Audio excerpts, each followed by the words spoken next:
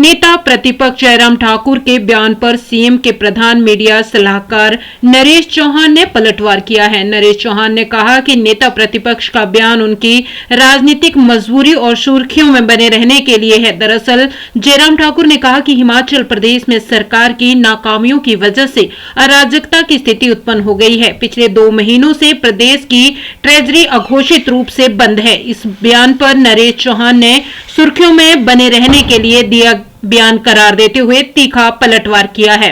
नरेश चौहान ने कहा कि जयराम ठाकुर ने मुख्यमंत्री रहते हुए आर्थिक स्थिति को सुधारने के लिए क्या कदम उठाए, वे बताएं। जयराम के संबंध में बैंकों का कर्जा किस तरह बांटा गया, स्टेट कोऑपरेटिव और कांगड़ा कोऑपरेटिव बैंकों की एनपीए तेजी से बड़ी वित्तीय प्रबंधन को करने का काम मुख्यमंत्री कर रहे हैं। उन्होंने कहा कि इस तरह की कोई समस्या नहीं है। जयराम ठाकुर सुर्खियों में बने रहने के लिए ऐसी बयानबाजी कर रहे हैं। प्रदेश की आर्थिक स्थिति में सुधार हो रहा है।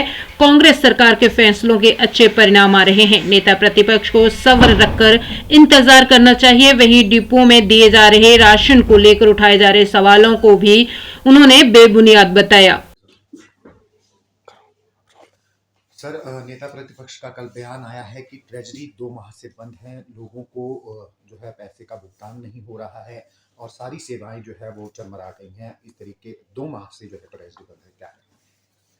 कि विपक्ष के नेता जी जो है उनकी एक मजबूरी रहती है कि टाइम टू टाइम सरकार के खिलाफ तो बयानबाजी करना उनका, मुझे लगता है, एक मजबूरी है। जहाँ तक सवाल है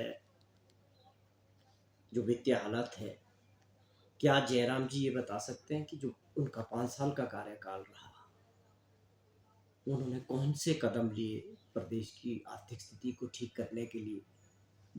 और जब वो गए तो खजाना खाली करके गए और ऐसे हालात बना के गए कि आप समझे कि जयराम जी के टाइम में जो आज ये हालात बने हैं, बैंकों को तक का जो कर्जा है लोगों को किस तरह से बांटा गया, बैंकों की जो हमारे, आप समझे, स्टेट कोऑपरेटिव बैंक है या कांगड़ा कोऑपरेटिव बैंक है, इनकी जो एनपीए थी कांगड़ा कोऑपरेटिव बैंक की, पिछली सरकार के समय में वो तेजी से बढ़ी और किस तरह से इन्होंने उसके कर्जों को बांटने का जो काम किया और वापसी नहीं हुई। बैंकों के हालात भी जो राज्यों के बैंक हैं कैसे रहे, तो ये इस तरह के आरोप बिल्कुल सुर्खियों में बढ़ने के लिए है।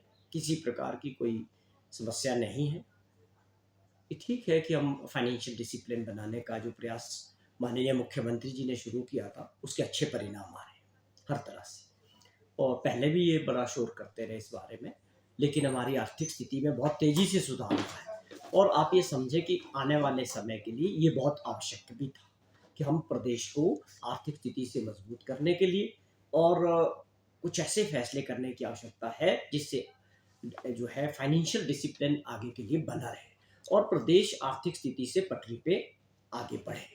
इस तरह के जो फैसले की शुरुआत माननीय मुख्यमंत्री जी ने और हमारी सरकार ने की, उसके अच्छे परिणाम आ रहे हैं। मेरा एक ही सलाह है विपक्ष के नेता को भी कि आप सब्र रखें और आने वाला समय में आप भी यहीं होंगे, आप देखते रहिए कि इसके कैसे अच्छे परिणाम आएंगे। उन्होंने एक और आरोप लगाया है कि जो दवा इसको लेकर तो ये सारी बातें केवल मात्र जो है बयान दर्ज करने के लिए है मीडिया के जरिए। वास्तविक स्थिति ये है कि मैंने खुद भी जो हमारे सिविल सप्लाई के एमडी हैं उनसे बात की पिछले हफ्ते, और पूरी तरह से जो दालों का था, दोनों दालें हमने भारत सरकार से ली है और इवन हमको उसमें जो रेट है उसमें भी काफ़ी कम कीमत, कम से कम पर किलो जो है बचत हुई है। उसी प्रकार जो है ये आप समझते हैं जो सिविल सप्लाईज में जो भी ये टेंडर्स होते हैं, इसकी जो सप्लाई हर 3 महीने बाद नया किया जाता है, क्योंकि उसका कारण ये है कि मार्केट के अंदर जो फ्लक्चुएशंस ऑफ रेट होती है, कभी रेट बढ़ सकते हैं, कभी घट सकते हैं, तो उसका जो है हर 3 महीने के लिए किसी भी पार्टी से टेंडर किए जाते हैं और मार्केट के हिसाब से ही लोगों को उसका फ़ायदा।